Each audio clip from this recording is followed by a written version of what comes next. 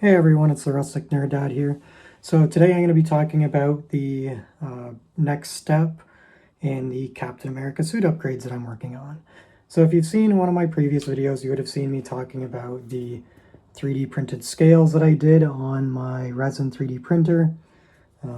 This is just foam from making an easy mold.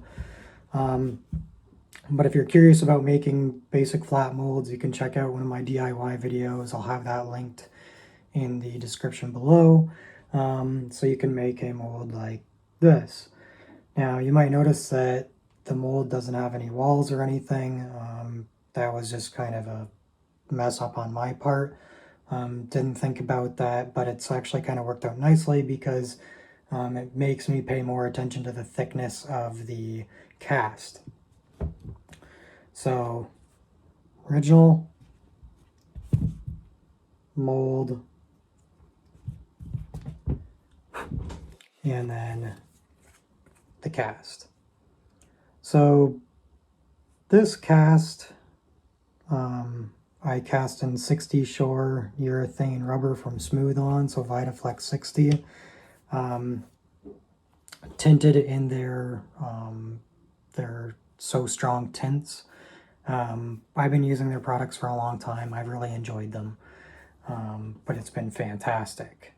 So in this image here, you'll see that I've got a total of 6 sections, and each of those sections will be covering a different part of the chest piece.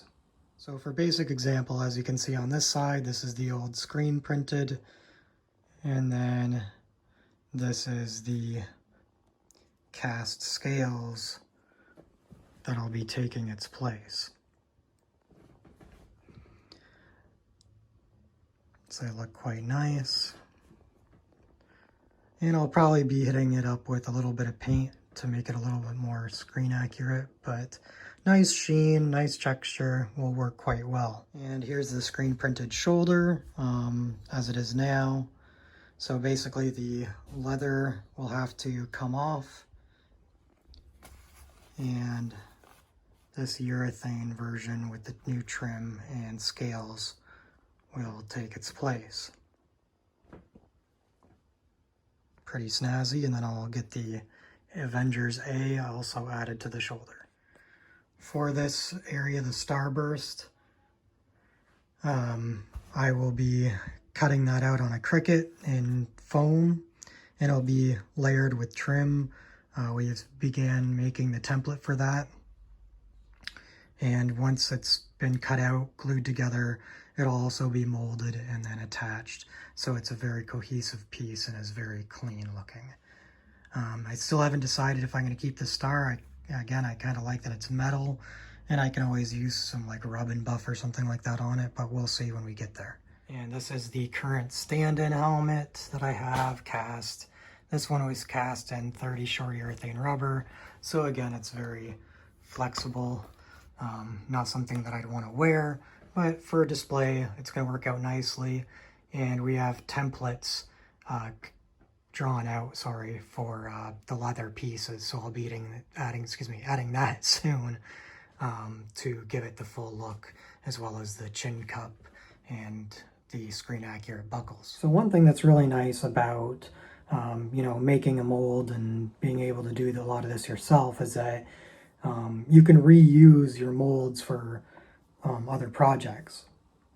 So I actually have a custom suit coming from Leather Fashion Valley, and actually here's a picture here. They're doing an amazing job on my custom suit, and I'll be actually using my molds for the scales for that suit. It'll be situated a little bit different than the Endgame suit for very specific reasons, as this is a special project for me. And but yeah, I get to reuse my molds for that, and probably some other projects in the future if I decide to use them for other characters. One character specifically I've been thinking about is Deathstroke. His outfit has a lot of scales in a lot of the comic versions.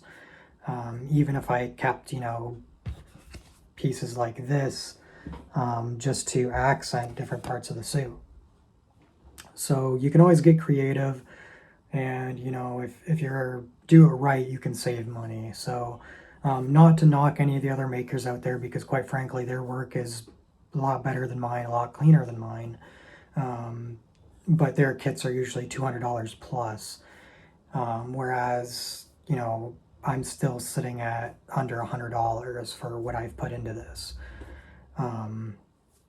Granted, you know, I already have 3D printers and a little bit of experience molding and casting, but you know, rather than buying somebody else's kit, I'm able to make my own and basically reuse the mold kits as many times as I like.